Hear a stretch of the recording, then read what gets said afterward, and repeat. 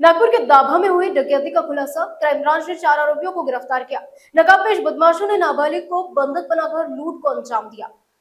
नागपुर के गिट्टी खदान थाना क्षेत्र के दाभा स्थित वेलकम सोसाइटी में हुई सनसनीखेज डकैती का पुलिस ने खुलासा कर दिया है। क्राइम ब्रांच यूनिट 2 ने कार्रवाई करते हुए 4 आरोपियों को गिरफ्तार किया, जबकि 5 आरोपी अभी भी फरार है। जानकारी के अनुसार फिरियादी सतीश गढ़पाले के घर में उनका 17 वर्षीय बेटा अकेला था, तभी 8 नकाबपोश बदमाश कार और बाइक से पहुंचे और घर में घुस गए। बदमाशों ने बच्चों को चाकू की नोक पर बंधक बनाकर करीब 40,000 रुपए लूट लिए। घटना के बाद इलाके में दहशत फैल गई। पुलिस ने सीसीटीवी फुटेज के आधार पर आरोपियों की पहचान कर उन्हें गिरफ्तार किया और उनके पास से 4,20,000 रुपए का सामान बरामद किया। फिलहाल पुलिस फरार आरोपियों की तलाश में जुटी है।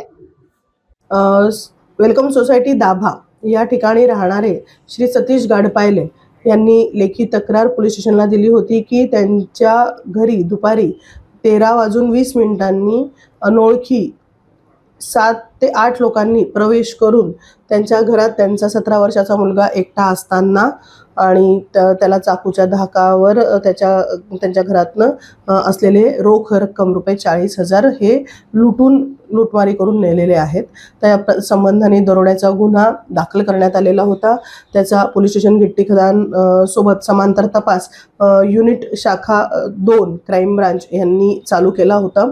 सदरच्या तपासामध्ये प्राप्त सीसीटीव्ही फुटेजेस, तांत्रिक विश्लेषण, आमचा जो टेक्निकल ॲनालिसिस होता ते आणि गोपनीय माहिती याच्या अनुरूप एकूण 9 लोकांनी एक स्विफ्ट, निळ्या रंगाची स्विफ्ट कार आणि एक दुचाकी वाहन ह्याच्यावरनं येऊन नमूद घटनास्थळी प्रवेश करून चाकूच्या धाकावरनं ती लूटमार केल्याचं माहिती प्राप्त झाली होती।